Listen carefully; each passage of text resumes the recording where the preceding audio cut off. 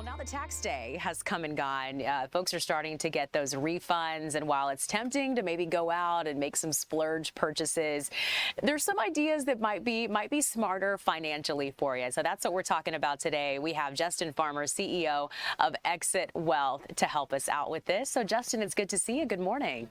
Alyse, good morning and great to see you. Yes, Friday's upon us, and some people are getting that money, whether it's ACH direct deposited into their bank account or maybe an old-fashioned hard check in the mailbox. Nevertheless, maybe people are feeling a little richer than they were a few days ago. So what do?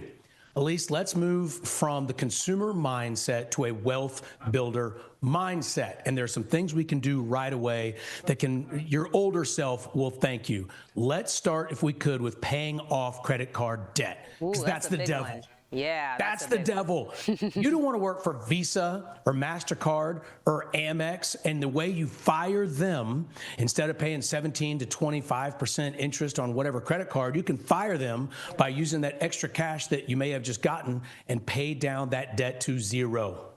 Very nice. Okay, so that is going to be a big one. That is one that we certainly need to consider before doing other things with that money. Another point that you have for us is opening up and funding a Roth IRA. A good idea now.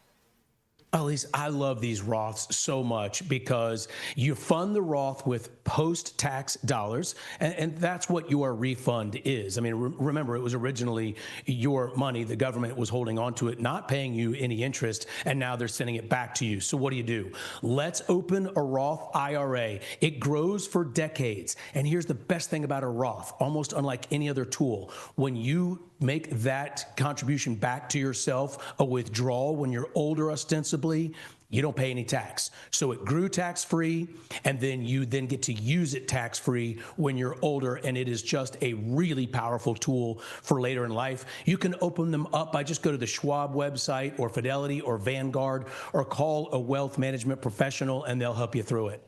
Okay, certainly something to consider there. Now, what if folks are looking to do something with that newfound money, maybe for educational purposes? What can they do?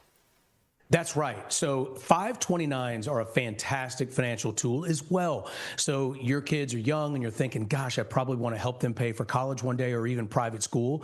K through 12, you can use $529 now to fund K through 12, in addition to college tuition, among other things. 529s are great. They grow tax-free. You can take the money out tax-free despite all of that capital gains growth. You don't pay any tax on the growth of this money. And it's long as the only stipulation is that it has to be for education-related expenses. But the rules are very liberal when it comes to what counts as educated-related. For example, if it involves transportation, you can use the money to help buy your kid's first car or transportation that they would need around college, computers for when they go off to school, living expenses, anything that you can argue is sort of education-related, you can use those $529. And the Georgia Path to Savings, our 529 here in Georgia, is one of the best in the country. The lowest fees. I'm a big fan of it. You can just Google 529 Path to Savings. Very nice. All right. What about maybe setting up a health savings account, an HSA, Justin? You know, unfortunately, it's not if, but it's when for all of us. We're all humans, and at some point, we're going to get sick, and we're going to seek medical attention. So the best way to get ready for that aspect of your life is you go ahead and set up a health savings account. It's the Triple Crown winner because it's tax deductible going in. So if you did a $2,000 contribution to your HSA, you get to deduct that $2,000 from your taxable income. Tax deductible going in. It grows tax-free, and it comes out tax-free if you use those dollars toward medical expenses. Again, those rules are quite liberal. You can use it for co-pays. You can use it for all sorts of reasons that are medically related. I'm a big fan. Set one up for yourself or ask your employer about an HSA that they may offer in their package. Very nice. All right, Justin, we have about 20 seconds left. If someone's maybe just joining us, do you have any final tips for us on some things we can do that are productive financially for those refunds? Alyse, I know you're already doing this, but max out your 401k. If you work at a place that offers you a 401k or similar retirement savings plan, Do it. The government is begging you to do it because they won't tax that income. So off the bat, depending on what your tax bracket is, you're saving between 20 and 37% off of your taxable income. And then those dollars are invested ostensibly for decades, compounding, and 55-year-old self will be so grateful to 30-year-old self if you participate and do the best you can in your 401k.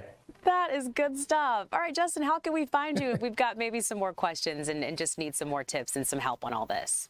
You're so nice. I'm happy to email my people of Atlanta. You know, I'm from here, so you can always find me, Justin@exitwealth.com, or just go to exitwealth.com. Justin Farmer hanging with us today, giving us some great tips, things to do with that refund that we're going to be getting. So, Justin, good to see you. Thank you so much. Bye, Alyse. Thanks.